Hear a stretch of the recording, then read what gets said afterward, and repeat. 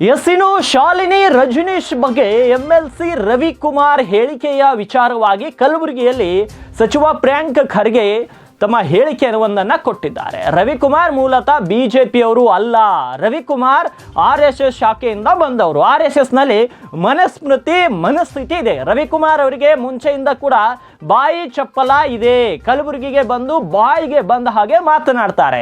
Kalaburagi DC ಬಗ್ಗೆ ಕೇಳಿದಾಗ court ಛೀಮಾರಿ ಹಾಕ್ತು, ಕ್ಷಮೆ ಕೇಳಿ ಬನ್ನಿ ಅಂತ ಹೇಳ್ತು. ಇನ್ನುವರೆಗೂ ರವಿಕುಮಾರ್ ಜಿಲ್ಲಾಧಿಕಾರಿಯೇ ಕ್ಷಮೆ ಕೇಳಿಲ್ಲ. ಕೊಳಕು ಬುದ್ಧಿ ಕೊಳಕು ಮನಸ್ಸು ರವಿಕುಮಾರ್ ಅವ್ರದ್ದು. ನಿಮಾನ್ಸ್ನಲ್ಲಿ ಇರಬೇಕಾದವರು ರವಿಕುಮಾರ್ ಅವರು ಅಂತ ಪ್ರಿಯಾಂಕ್ ಖರ್ಗೆ ರವಿಕುಮಾರ್ ವಿರುದ್ಧ ಇವತ್ತು ಕಲಬುರಗಿಯಲ್ಲಿ ವಾಗ್ದಾಳಿಯನ್ನು ನಡೆಸಿರುವಂಥದ್ದು. ಯಾವ ಶಾಖೆ? RSS ನಲ್ಲಿ ಸಂವಿಧಾನದಲ್ಲಿ ನಂಬಿಕೆ ಇಲ್ಲ ಅವರಿಗೆ, ಮನುಸ್ಮೃತಿನಲ್ಲಿ ನಂಬಿಕೆ ಇದೆ. ಮನುಸ್ಮೃತಿನಲ್ಲಿ ಮಹಿಳೆಯರ ಸ್ಥಾನಮಾನ ಏನಿದೆ ಅಂತ ತಮಗೆಲ್ಲರಿಗೂ ಗೊತ್ತಿದೆ. ಅದರಲ್ಲಿ ಹೌದಾ ಇಲ್ಲ? ಇದು ಮೊದಲನೇ ಸಾರಿ ಅಲ್ಲ. ರವಿಕುಮಾರ್ ಅವರಿಗೆ ಅದೇನಾಗ್ತಾ ಇದೆ, ಮುಂಚೆಯಿಂದನೂ ಅವರಿಗೆ ಬಾಯಿ ಚಪ್ಪಳ ಇದೆ ಮಾತಾಡೋದು.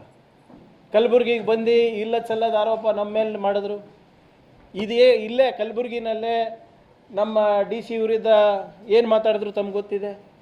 ಕೋರ್ಟ್ ಛೀಮಾರಿ ಹಾಕ್ತು. ಇನ್ನೂ ಅವರು ಕ್ಷಮೆ ಕೇಳಿಲ್ಲ. ನೀವು ಕ್ಷಮೆ ಕೇಳಿಬಿಟ್ಟು ಬನ್ನಿ ನಮ್ಮ ಹತ್ರ ಅಂತ ಹೇಳಿದ್ರು ಕೂಡ ಇನ್ನೂ ಕ್ಷಮೆ ಕೇಳಿಲ್ಲ ಅವರು. ನನ್ನ ಮಾಹಿತಿ ಪ್ರಕಾರ, ನನಗೆ ಗೊತ್ತಿಲ್ಲ ಅಲ್ಲಿ ಕೇಳಿದಾರ ವೈಯಕ್ತಿಕವಾಗಿಲ್ಲ, ನನ್ನ ಮಾಹಿತಿ ಪ್ರಕಾರ ಅವರು ಇನ್ನೂ ಕ್ಷಮೆ ಕೇಳಿಲ್ಲ. ಅಂದರೆ ಅವ್ರು ಹೇಳಿದ್ದನ್ನು ಸರಿ ಅಂತ ಇನ್ನೂ ಅಂದ್ಕೊಂಡ ವ್ಯಕ್ತಿಯೇ ಅದನ್ನು ಮುಂದುವರಿಸಿ ಮೊನ್ನೆ ವಿಧಾನಸೌಧದಲ್ಲಿ ಗಾಂಧೀಜಿಯವರ ಪ್ರತಿಮೆ ಎದುರುಗಡೆ ಹಿಂಗೆ ಮಾತಾಡ್ತಾರಂದರೆ ಕೊಳಕ ಮನಸ್ಸು, ಕೊಳಕ ಬುದ್ಧಿ, ಕೊಳಕ ನಾಲ್ಗೆ. ಇದು ಅವರಿಗೆ ಆ RSSನಲ್ಲಿ ಟ್ರೈನಿಂಗ್ ಸಿಕ್ಕಿರೋದು ಇವತ್ತು ಬಾಯಿಗೆ ಬರ್ತಾ ಇದೆ, ವಿಧಾನಸೌಧದಲ್ಲಿ ಬರ್ತಾರೆ. ಯಾರು ಹುಚ್ಚಾಸ್ಪತ್ರೆಯಲ್ಲಿ ಇರಬೇಕು, ನಿಮ್ಯಾನ್ಸ್ನಲ್ಲಿ ಇರಬೇಕು, ಅವರಿಗೆಲ್ಲ ಇದು ಪರಿಷತ್ನಲ್ಲಿ ಕಳಿಸಿದ್ರೆ ಇದೇ ಆಗೋದು. ನೋಡಿ, ಇದೇನು ಮೊದಲೇ ಸರಿ ಅಲ್ಲ. ಕೌನ್ಸಿಲ್ನಲ್ಲಿ ನಿಮ್ಮ CT ರವಿ ಅವ್ರು ಏನಂದರು ಸರ್, ನೆನಪಿದೆಯಾ?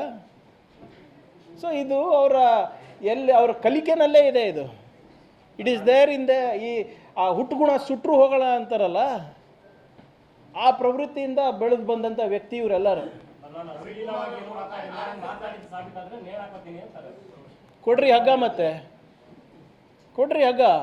ಸಾಬೀತಾದರೆ ಏನಿದೆ, ವಿಡಿಯೋ ಇದೆ, ನೋಡಿದ್ದೀರಲ್ಲ ತಾವೆಲ್ಲರೂ.